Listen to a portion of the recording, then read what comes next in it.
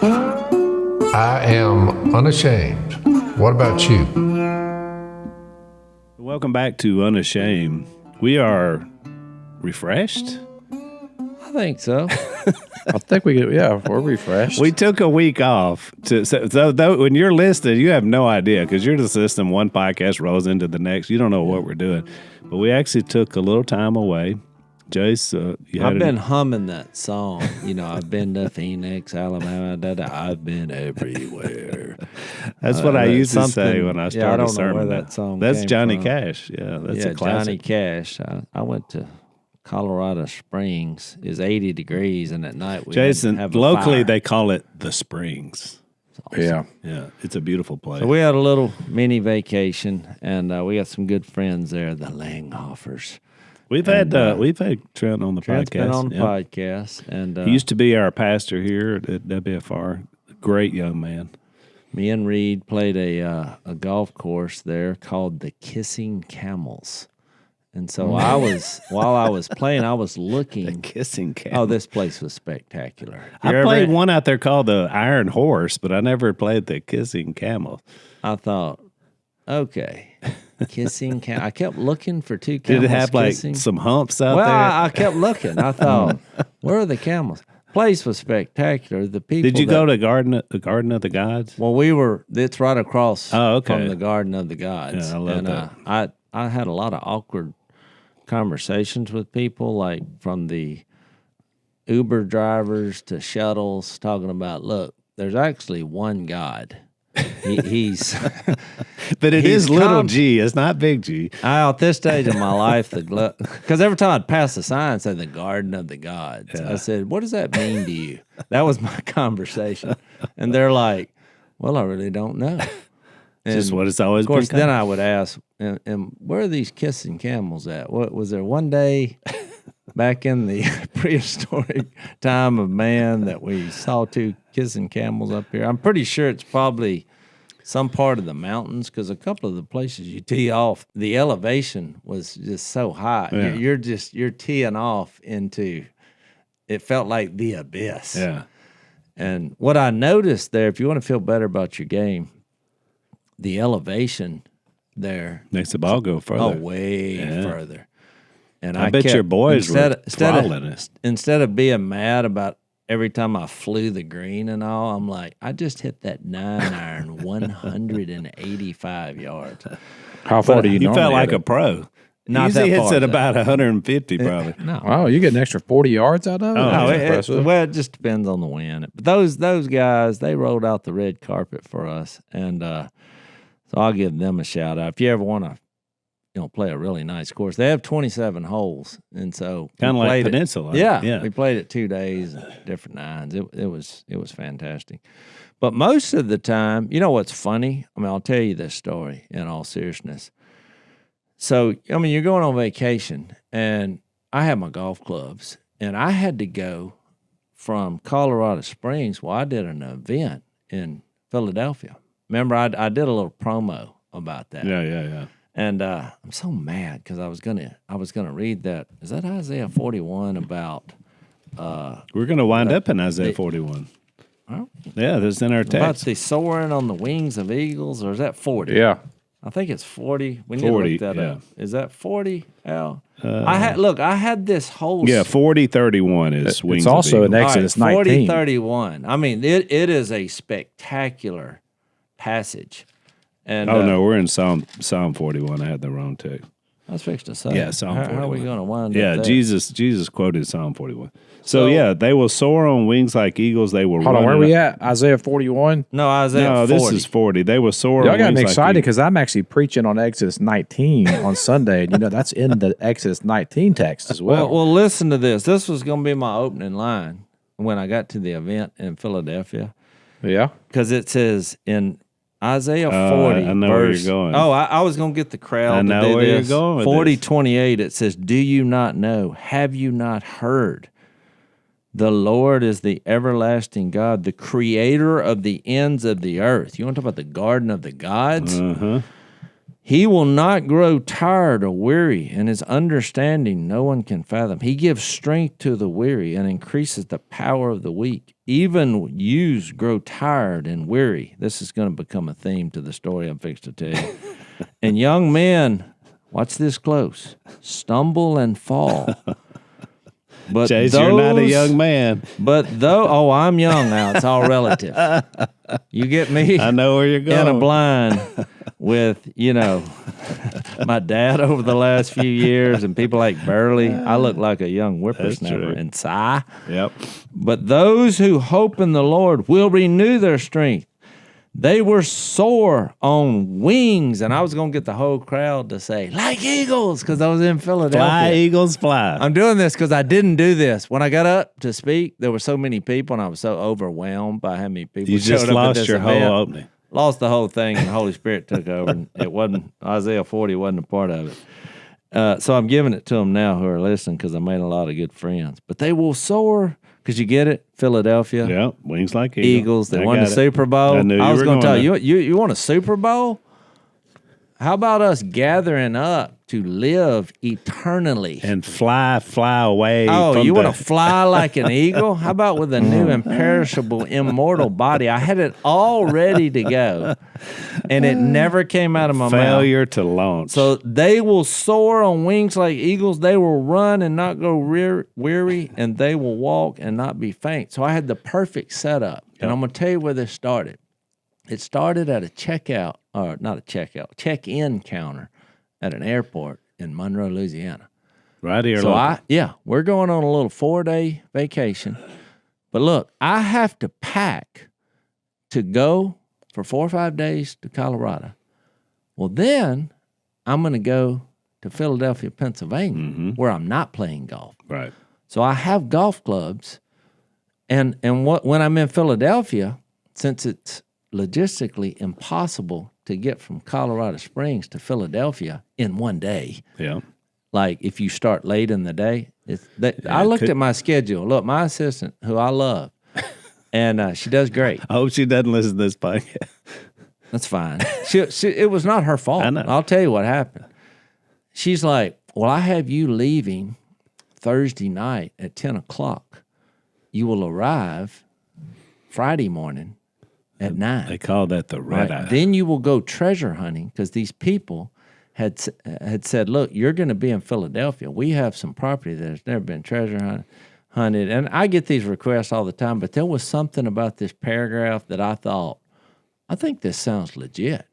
So I said, this is the schedule. former capital of the United States of America. Oh, yeah. Yeah. And there's a place right next to Philadelphia a little place called Washington's Crossing. We're talking about George Washington. Yeah. He crossed the Delaware River. Yeah. The Brits were chasing him or whatever. Oh, yeah. And these family who owns a butcher shop, I'm like, family business, called they're called the Elys, but it's spelled E-L-Y. Yeah. And I So was you would like, say Eli. wouldn't that be Eli? And he said, no, it's Eli. And so if you're in that area, it was the finest cuisine of meats I've ever participated in. So bet. y'all need to rush. I don't know where exactly it is, but go to somewhere around Washington Crossing, and there's a butcher shop with meats and cheeses that is absolutely right out up of your this alley. world. Yeah, yeah. I think, and look, they're all their family works there. Reminded me, look, I got chill bumps just looking around people working because I thought this reminds me of being a teenager with a family business. Yeah. The nicest. The only thing we didn't have was a butcher shop. We had a fishing enterprise. Yeah. God-loving, Jesus-focused. First thing they did was pray for me, for the event I was going to do that night.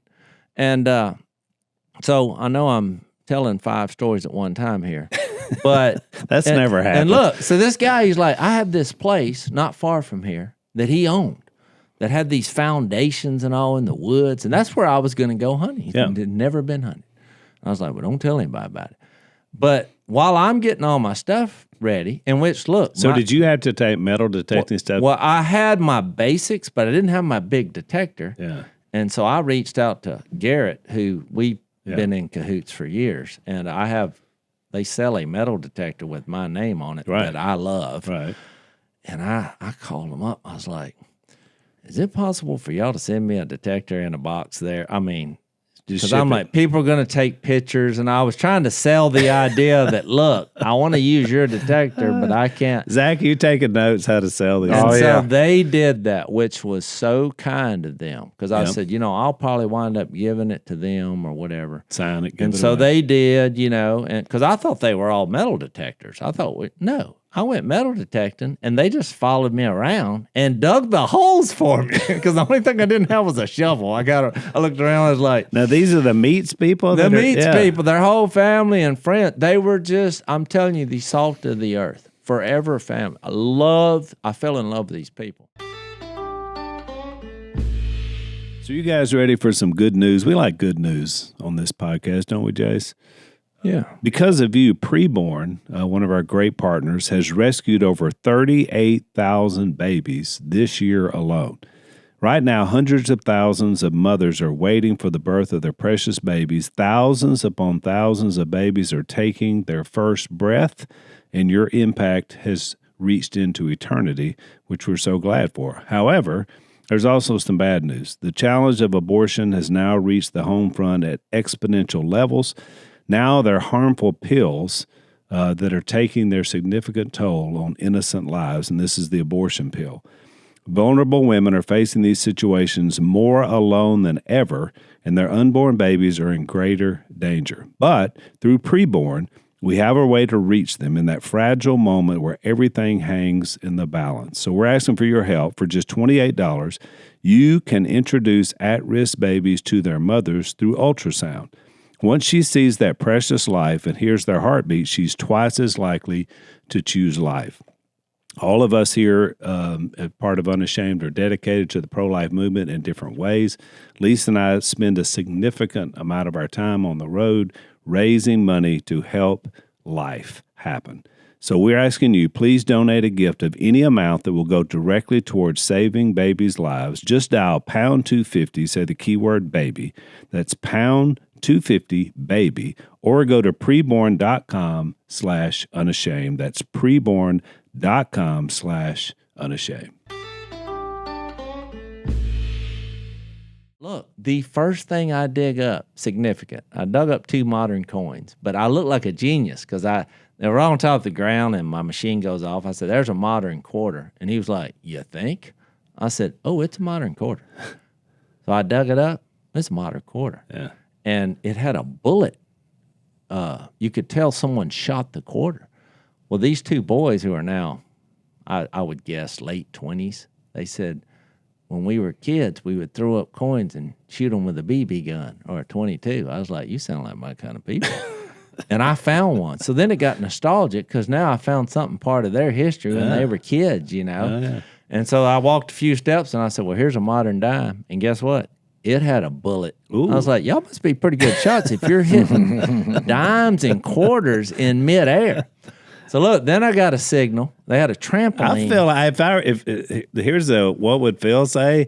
Jase, there's hope for America. Oh, I I know. Philadelphia, Look, they're shooting dimes, they're shooting we were quarters. bonding, and I only had 3 hours to hunt because I had this huge event and I hadn't slept much. And I was like, I need to take a 1-hour nap and then we'll go to the event, but we're going to hunt for 3 hours.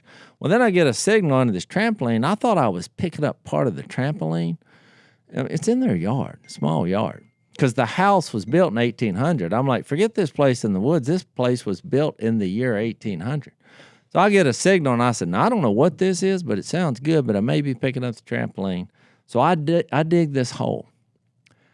As soon as I saw the coin, and it was a copper coin, but it was big, I just immediately went into, it was like we were filming for Duck Family Treasure. I took off running, hollering. I didn't even know what it was. I thought it was a King George from Europe because that's what it kind of looked like. And they were like, because I didn't realize, everybody's watching me. And they're like, what is it? And I said, I don't know. I said, but the fact that I don't know It's exciting. because I know it's old and it was real deep, So I lightly I said, has anybody got a stick? Because you can't, they're like, rub on it. I was like, no water, no. I was like, it's a copper coin. I don't know what it is. And so I lightly cleaned it, and the first thing I saw was 1797. And here's another surge. And they're like, "What is it?" I said, "I don't know, but it says 1797, and it's unusual." It turns out we had found through the years large scents that started, I think, around 1800. Well, this was a second edition large scent. They only made them for 10 years. So it was like before the large, that was a penny, but it's huge. But this had a different shape, different look. Lady Liberty is on it, but it has Liberty on it. I was like, look, Liberty.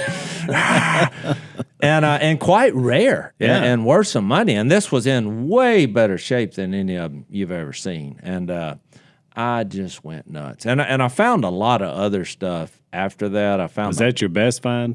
That was the best find. And look, I found a masonite buckle from a pair of suspenders from the early 1800s that was also valuable. Yeah. I found a silver dime from 1890. I only hunted 3 hours. Yeah. I found a flat button with writing on it from the 1820s. It was a civilian button, but still. What was the most valuable find? Oh, that large cent, the second edition, because it's a rare coin. It's in good condition. Of course, I gave all the stuff to them. Right. I was so overwhelmed, and they were like, "No, you keep some of it. Keep that coin." I was like, "Oh no." I said, because number one, I want to come back. I said, we hadn't even got to the place. And so anyway, when I got back to the hotel, fixed to take my nap, fixed to do the event, I was kind of getting my bag in order and all. They put that coin in a box, had it wrapped up, and with a nice letter from the mom. And they're like, this is your coin. Oh, they sent it home. Oh, I got all misty-eyed. I was, because awesome. I made such a big deal of it, you know. And so it was fantastic. So to go back quickly to the other story, this all started at this check-in at the airport. I have all my treasure hunting stuff, but which it's a lot of stuff. You know, my little side pouch bag and my pin pointer, and I got batteries. I got my golf clubs. I've got clothes for a week. I have, you know, my other bag with my Bible and all this stuff.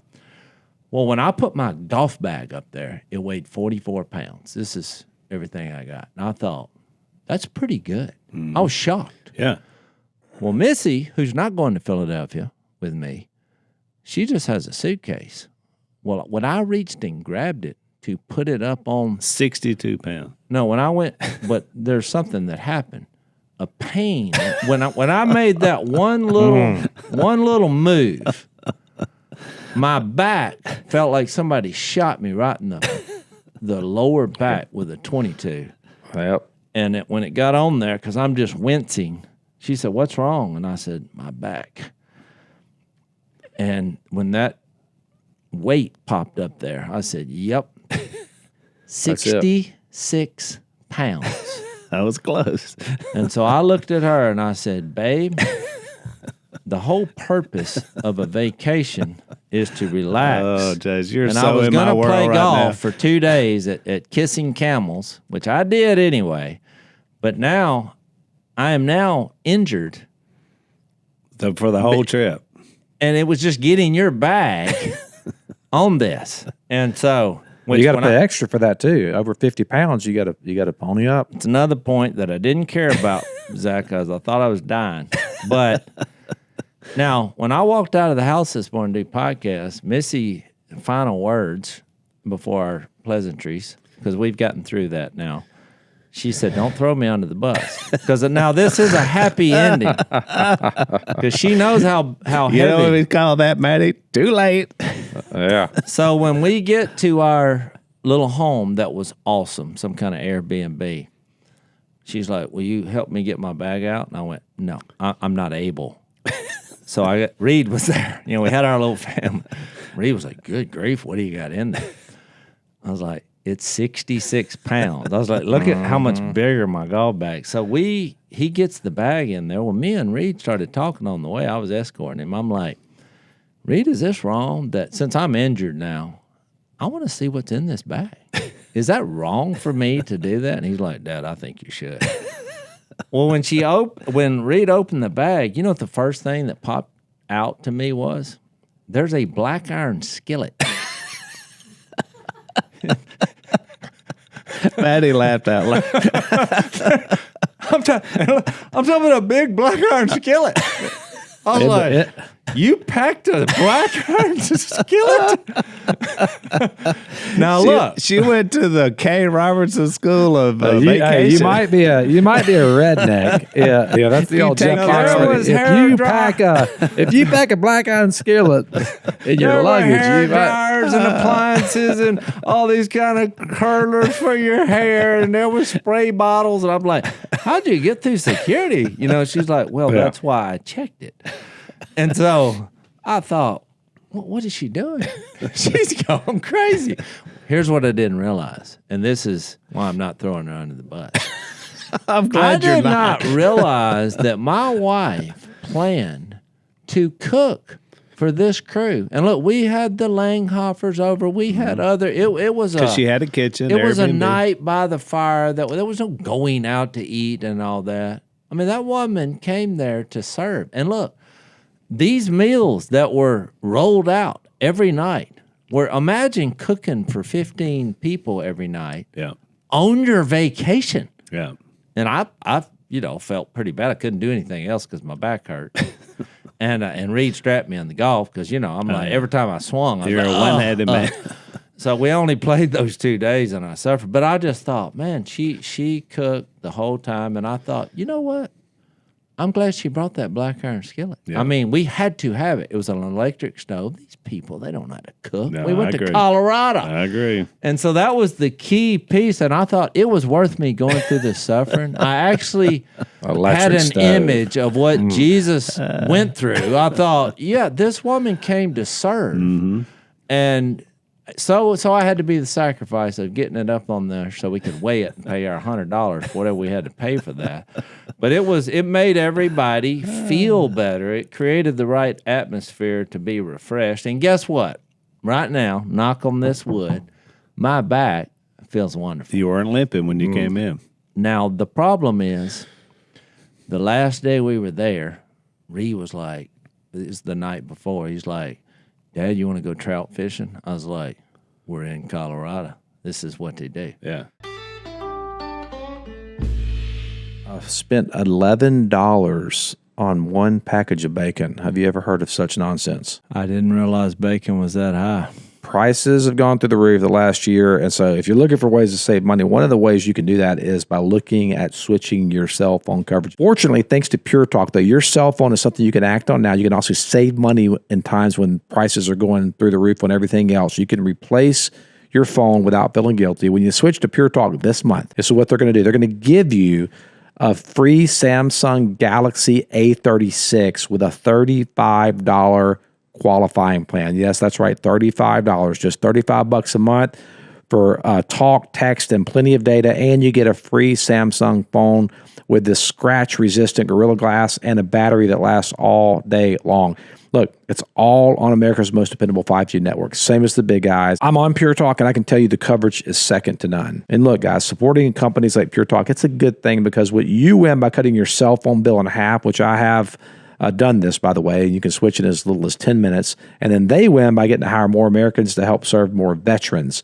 I love these guys, too, because they've actually donated $50,000 to provide scholarships to support veteran learning trades after they get out of active duty. Pure Talk is also helping to eliminate veteran debt, and they're raising donations to end veteran suicide. So make the switch today in as little as 10 minutes. Go to puretalk.com/unashamed to get your free phone today. Again, that's puretalk.com/unashamed to switch to my wireless company, America's wireless company, Pure Talk. So he organized a little trout fishing because, look, we had Reed and Brighton. Well, Brighton has 3 kids, 3, 2, and 1. And just watching that in a 4-day period made me exhausted. Yeah. Just watching her. I Right. thought they're wonderful kids. And she's got them in tip-top shape. But the fact that there are 3, Yeah. I just thought, man, this woman does You realize this. why the Almighty made it where young people have young babies. Exactly. Yeah. I came in there one morning. Except for Zach. She was cooking bacon. Had the littlest one on one hip. The other 2 were over there. I just looked at her and I thought, "You need some help." She's like, "Oh, I got it." I was like, "No, you need some help. What can I do?" to help you because right now I just feel like you're a rock star. And so we were going to take her on a little trout fishing adventure because she had gone with us in Montana. And so me, her, and Reed. Well, what I didn't realize, we had to drive about an hour. We walked a mile just to get to the stream. And I was looking around like, are you sure you can walk a mile? I mean, she's like, oh, I'm good. And of course, no problem. So we get to the stream.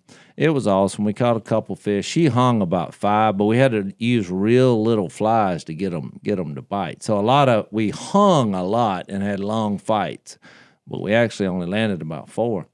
So at the end of it, we had a guide, and he's like, look, there's a little spot. You get about halfway into the creek, and see those rocks? I was like, yeah. Well, when I got out there, I thought, ooh, this current's a little stronger here. I mean, it was so strong, I felt like a little uncomfortable. And he's like, no, you keep going. But the further I got out there, the water got deeper. It was up to my belly button. That current was pushing against my legs. Then the wind started blowing because a storm was coming up. And I was like, I'm not sure I can cross this creek. I mean, because my legs were shaking a bit. And I thought, I said, this current's pretty strong. He's like, yeah, it's strong. And watch your step. And so I finally pulled the plug. I was like, you know what? This is too strong. And so as I turned around to come back, I could see a rock under the water. I thought, if I step on that rock, because I was losing my traction. I felt like I was just fixed to be blown away. When I stepped on that rock, it was slick. It had a film on it. That was the last thing I remember. And then my feet went to where my head was. Just straight up. And my rear end hit that rock hard. And I popped up downstream. Of course, I didn't realize it was 80 degrees, and I was kind of warm up until then. That water was ice cold. Oh, yeah. And These so are mountain streams, yeah. There was searing pain happening on my rear end. And I thought, well, I broke something. And they said, you all right? And I went, yep. But I was not all right. And so I really don't remember getting out of the water, because I was hurting so bad. And so I struck that. It went from the back to the rear end. And I kept thinking until today that I was going to have to see a doctor. But today I woke up, and for the first time I walked without a limp over that. Let me read this again, fall. Jase. He gives strength to the weary and increases the power of the weak. Even youths grow tired and weary. Young men stumble and fall. There you go. You need those eagle wings. You see why I was going to do it? I was going to tell the story. I was going to read the eagle. And look, then, there's a section in Revelation that says to the church at Philadelphia. Yeah. Now, it was over in modern-day Turkey. Right. And I was going to go where we're at in John 13. I was going to go to the different kinds of love. I did mention that in my speech.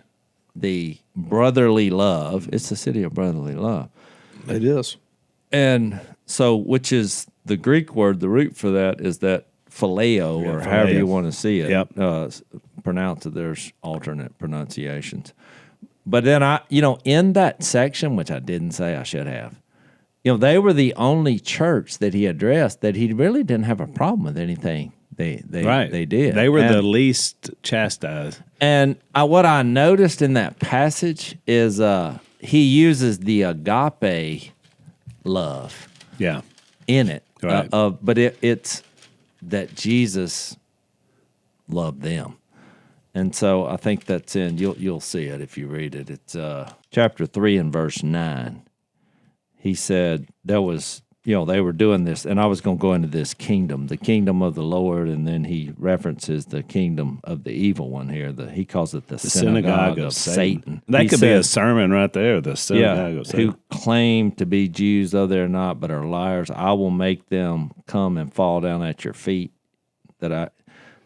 and acknowledge that I have loved you. And use that agape love. Yeah. And so I did do that little bit about the unselfish love. And that takes us back to, to John 13, because I've just been obsessed with those first 3 verses of John. And I know we've kind of moved on from there. But in the section that we haven't covered in detail, I think it throws back to those first 3 verses when he says, John says in John 13:3, Jesus knew that the Father had put all things into his hands, and that he had come from God, and that he was returning to God. So he got up, and he washed their feet, and he showed them this love, which he would then say, this is an example that you should do this to others. Right. And the point I was going to make, and that I would like to discuss, is where he says they were having trouble understanding this. I think he's going back to, in verse 12, he says, when he had finished washing their feet, he put on his clothes, and he returned to his place, and he asked this question. This is a question I wanted to put in the list. Questions, the list. I forgot to do that last podcast, and it's a good one. Do you understand what I have done for you? That's a good Let's one. have a little Selah moment. So just think about that. And you know what it made me think, which is a secondary question? Why did Jesus come? He says that in verse 3. He knew he had come from God, and he was returning. But he wanted to show them the extent or the end that we did do a section on that of his love. And he washed their feet. And then he asked that question, do you understand what I've done for you? Right. I mean, that just hit me like a ton of bricks. Just because I thought, why did Jesus come? What's his will? Why is he doing this? And I think that's a very good question. You think about it, Jase. It's I tell couples all the time, when you create life, 2 people come together, a man and a woman, husband and wife is the way God designed it, and you create life. The idea is once that life is created, or you do like you guys have done, Zach, you adopt a child. Yeah. So the life has already been created, but you decide, I'm going to be, I want to take responsibility for this life. It's not, you don't do that to lord it over this creation. You do that to serve, nurture, and raise up this creation to hopefully be the best it can possibly be. You want it to even be, in our case as humans, better than you are. Mm-hmm. And when you think about it, that's exactly what you're seeing here Jesus describe. I mean, he is the great I am. He's a part of the creative process, and yet he's showing in a physical form exactly what you do with creation. You come to serve. You come to raise up. You come to make up. We're trying. That's what it hit me like a ton of bricks. I thought, here's the creator of the universe, and John pointing this out. He knew that he had come from God. Well, why? And he's like, do you understand this? And it made all these stories pop in my head. I thought about the Zacchaeus in the tree. Mm-hmm. I mean, here's a short guy. Yeah. And he's up in a tree. And I don't care who you are. I know Jesus had a smile on his face. That's funny. It's just funny. He's like, but what does he do? He's like, I'm coming to your house today. I mean, do you realize this is the creator of the universe in human form saying, I'm going to go to your house. It's like we don't preach that side of Jesus. Like, even in this, do you understand what he's saying? He wants to come to my house? Right. And he's a tax collector? There's nobody in any generation since the beginning of the world who's ever liked a tax collector. Exactly. And here he's like, he had a smile on his face and no, I'm coming to your house. Well, then he tells why. Because it says, because he came to seek. That's right. And to save the lost. Which gets back to my question. Do you understand why he came for you? And he's doing this? And boy, unfortunately, there's so many religious wings of Christianity that focuses on, he came to punish or condemn. And it's like, have you not read this? Yeah. I mean, he came to our weddings. What? Yeah. He's healing the sick. So, guys, summer is here. That means our kids are at home. Our grandkids are over for a visit. Jase, you just spent some time with your grandkids on a little vacation, right? I did. It was awesome. And they're always looking for things to do. And we want to fill their hearts and minds with truth. Because there's a lot of evil forces out there at work against them. And that's why we love Brave books. They help parents raise strong families by teaching biblical values through powerful, faith-filled stories. Each month, Brave sends out a new book that teaches lessons like courage, forgiveness, or standing firm in your faith. Jase, you're holding some of Brave books before you. You happen to know one of the authors pretty well. I do. My lovely wife wrote a wonderful book about family. Because You're My Family. It's about unconditional love. Jeff and Jessica also wrote one called Dear Valor, which is an awesome story about adoption, what it means to be chosen. So you got a lot of great books. And when you subscribe now, you'll not only get a new book each month, you'll also get access to Brave Plus. This is their new streaming platform packed with safe, uplifting shows like Strawberry Shortcake, Bob the Builder, and Iggy and Mr. Kirk with their old friend Kirk Cameron.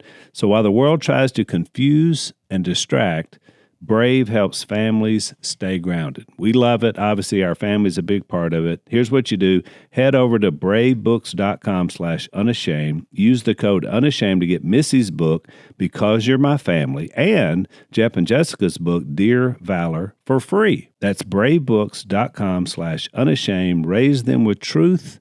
Raise them brave. I mean, think about the people that Jesus went after. They were almost all ceremonial unclean. I mean, we just did a podcast on Not Yet Now. We talked about Mark chapter 5 when he goes in and he heals the woman who had been bleeding for 12 years.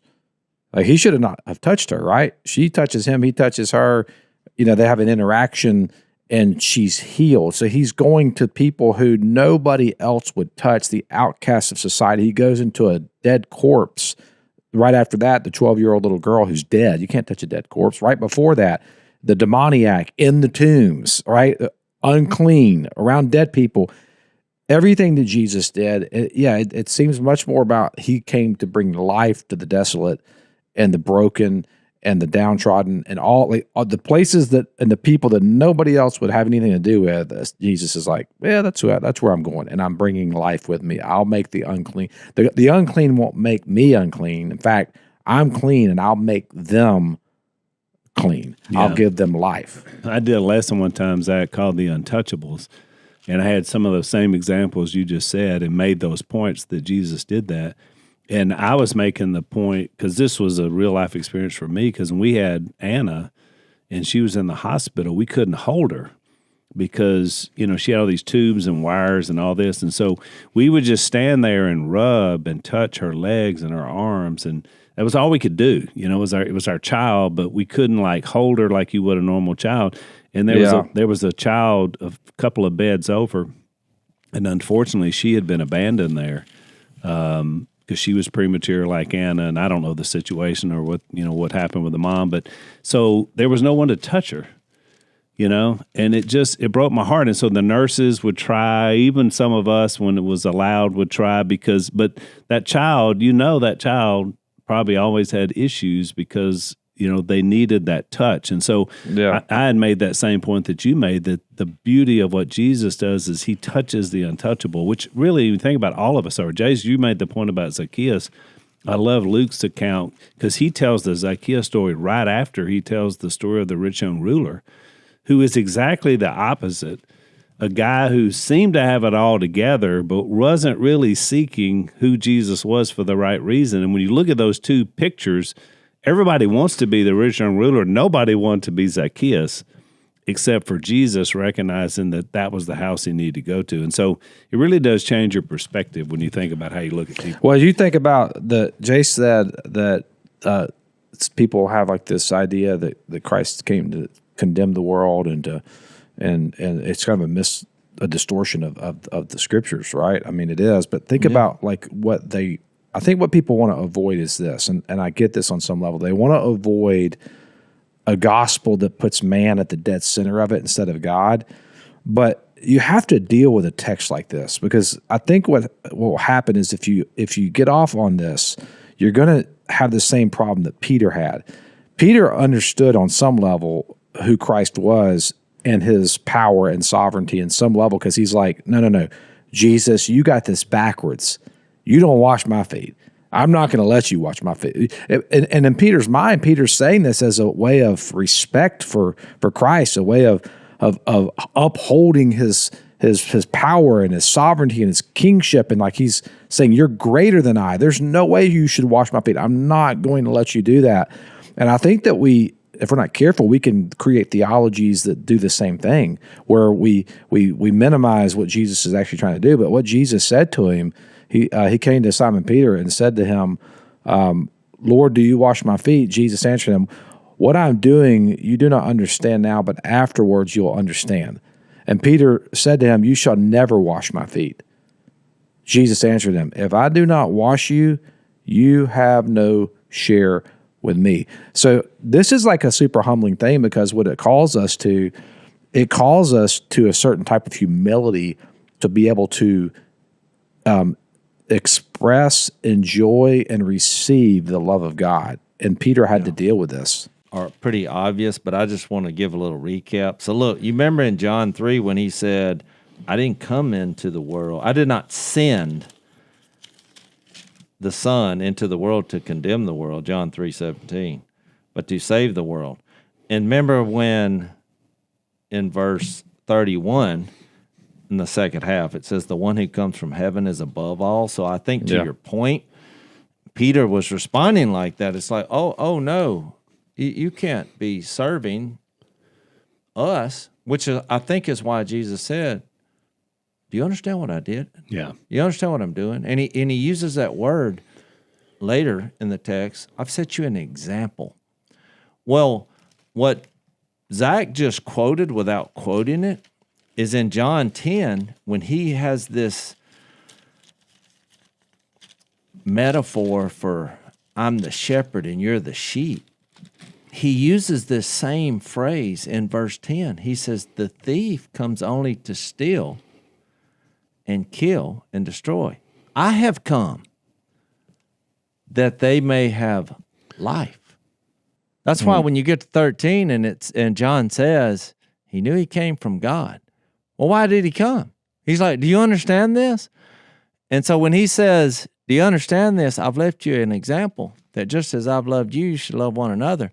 Well, when Peter, who comes full circle and writes his letter, just listen to how the wording of this is. If you don't think he grasped at some point what Jesus did here, when he gets to 1 Peter 2, it says, talking about suffering for wrongdoing, especially in the name of Jesus. In verse 21, it says, to this you were called because Christ suffered for you.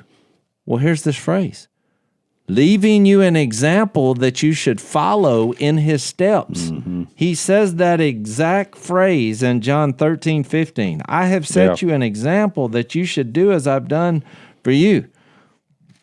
And then it says, he committed no sin. No deceit was found in his mouth, which is a quote from Isaiah 53:9.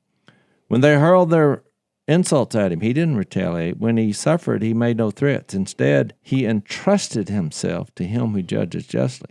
He bore our sins in his body on the tree so that we might die to sins. Look, here's this, John 10:10, and live for righteousness. He came that you could have life and have it to the full. By his wounds you have been healed. But here's the kicker. And people go here and they're like, let me explain to you why Jesus died. Look at this. And this gets into why he came, the will of God. For you were like sheep going astray, but now you have returned to the shepherd and overseer of your souls. Does that not sound like John 13:3, when Jesus knew that the Father had put all things under his power into his hands, that he had come from God and was returning to God? Yep.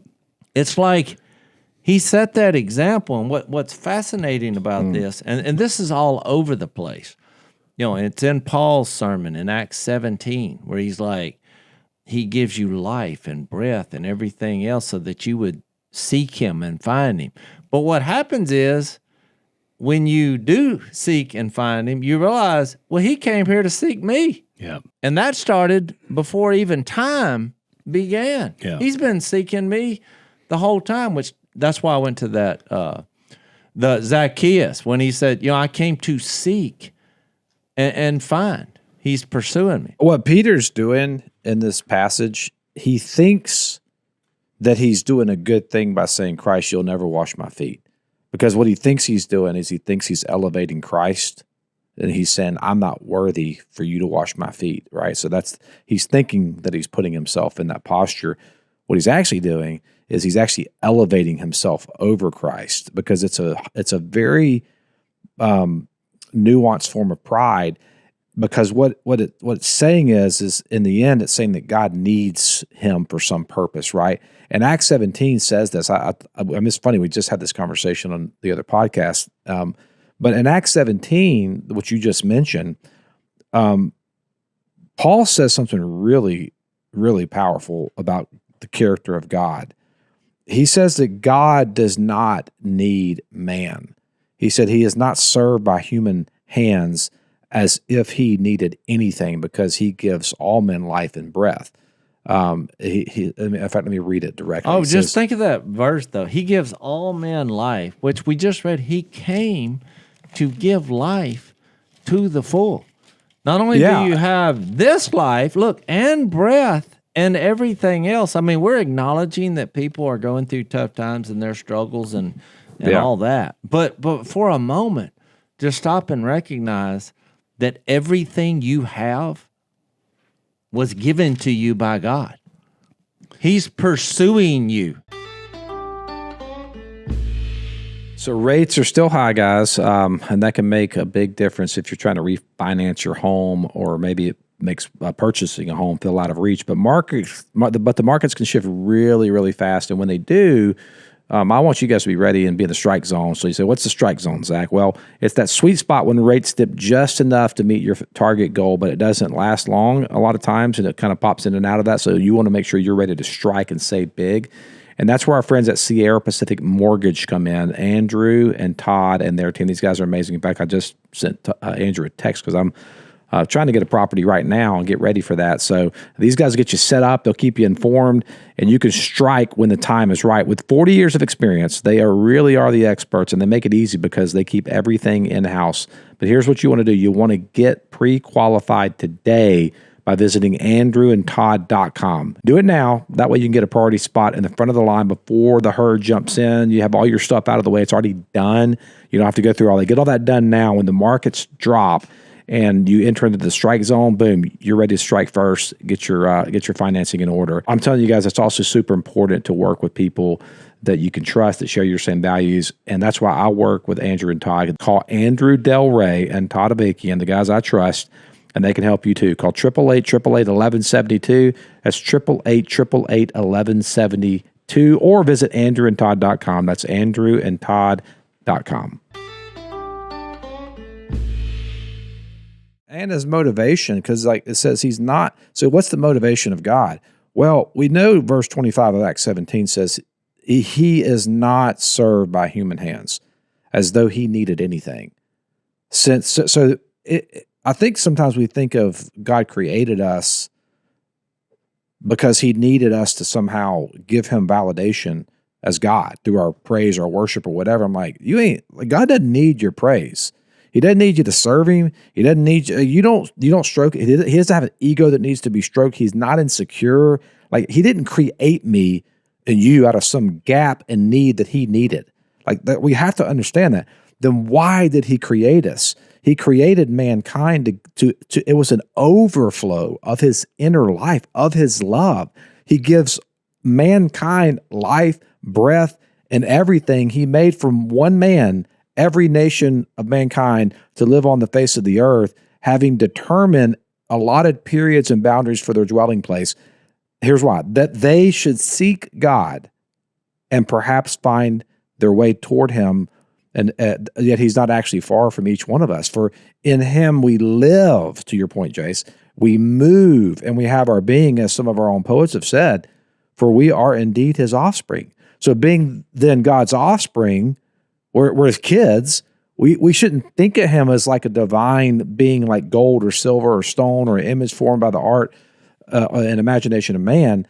In the past, Paul says God overlooks such ignorance, but now he commands people to repent of that. Like, no, God is our Father. He created us because we are an extension and an overflow of his love. To Al's point earlier, it's the same reason why we adopted Ruth. It's the same reason why we had kids. So let me put a practical point in here for folks listening, because this is some pretty deep thoughts here. Is it? That Peter, here's something practical for you, because a lot of you are listening out here, and you're still thinking sometimes, and you have reactions, because I did for many years too, as a young man in faith or young woman in faith, and you miss it. You feel really strongly about something, and you realize as you get a little bit older, it's like, man, what was I thinking? Peter, the same Peter who's in our context in John 13, who misses what Jesus was here to do, is the same guy that wrote that text that Jase said 30 years later. Exactly. So there is hope for you. Sometimes they're thinking, man, I just seem to miss it so many times. Look, maturity that you grow in Christ creates something so fantastic. When you finally get there and you see things a lot clearer, you appreciate them. So when you read a text like this, I always like to throw that in, because sometimes you're like, man, how do I keep missing it? But look, Peter did too, and he was literally the right hand of Jesus. I mean, I hate to say this. When I put that question, which I'm not even sure where, the idea must have came from the Holy Spirit, just looking at the 300 questions Jesus asked in the Gospels. Because he had just said, John said, he knew where he came from and where he was returning. I feel like we need to start over the whole book of John. Because when I started going back... We'll be here for 4 years. Look, this theme is all over the place. Yes, everywhere. And look, I had in my notes to read John 7 and verse 16. But while I was here, I was just thumbing through looking for other passages, and literally in the moment, right here, while you were talking, I noticed John 8:14. Watch how all this comes to life. And I want to read John 8:14. Jesus answered, even if I testify on my own behalf, my testimony is valid. No, watch what this phrase says. For I know where I came from and where I'm going. Mm-hmm. Well, where does that sound like? Yep. It's the exact quote in John 13:3 that John made, yep. But Jesus says it here. But you have no idea where I come from or where I'm going. And the point is, when I was going to read John 7:16, Jesus answered because the Jews asked him a question. How did this man get such learning without having studied? And you know what Jesus' answer was in 7:16? My teaching is not my own. It comes from him who sent me, which goes back to the John 3. He sent him into the world not to condemn him. Goes back to John 10:10.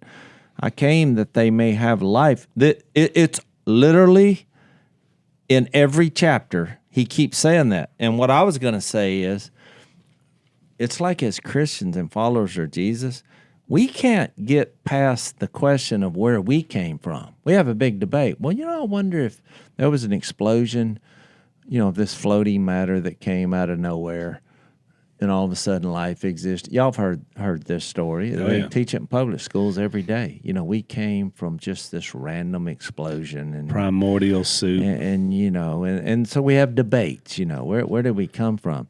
But the question Jesus keeps addressing is where he came from. And what I wanted to say is, when he gets to this point, and even way back in John 7, and says in verse 33, when he says, I am with you only for a short time, and then I'm going to go to the one who sent me. Because it's always, he came from God, but he's returning to the Father.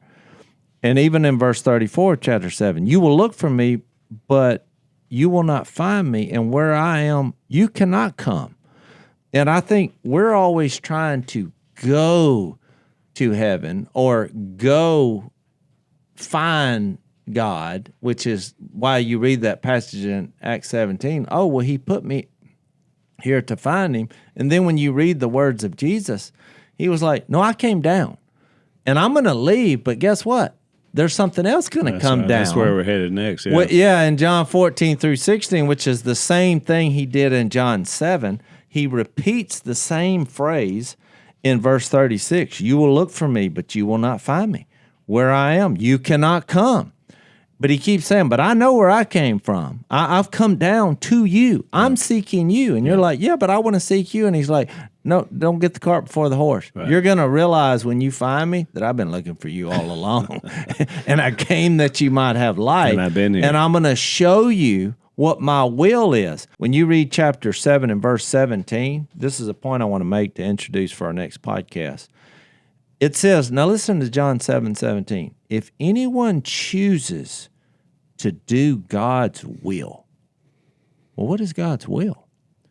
So I went down a rabbit hole because based on that question, he's like, I came from God and I'm returning. Do you understand what I've done for you? What is my will? Why did I come? Which John 10:10 is pretty evident. Came to have life. But here in John 7:17, he attaches that if you choose to do God's will, he will find out whether my teaching comes from God. Yeah. You know what I found fascinating now? I'd never noticed? That when you do a rabbit hole on God's will, you know what you're going to find right next to it? What's love. that? Yeah. Love. Think Romans 12 where it says you'll understand what God's will is. Well, in Romans 13, what's he start talking about? Yeah, love. There's a whole section on it. Mm-hmm. And I think it mirrors what he did in John 13. That connection with God's will and why he came, he's pursuing us, seeking and saving. It always goes hand in hand with this example of love that he's mirroring here with washing the feet. Even with my wife's black iron skillet. It was a form of foot washing for her family. You know what she should have done? She should have looked up at you and you saw that black skillet and said, do you understand what I've done for you? That, Al, you could not have put a better button. Because you know what I said? If it took a back injury to serve my family, who's a forever family, we're doing it. We're doing it. All right, we're out of time. We'll pick it up next time on Unashamed. Thanks for listening to the Unashamed podcast. Help us out by leaving a rating and review on Apple Podcasts. And don't miss an episode by subscribing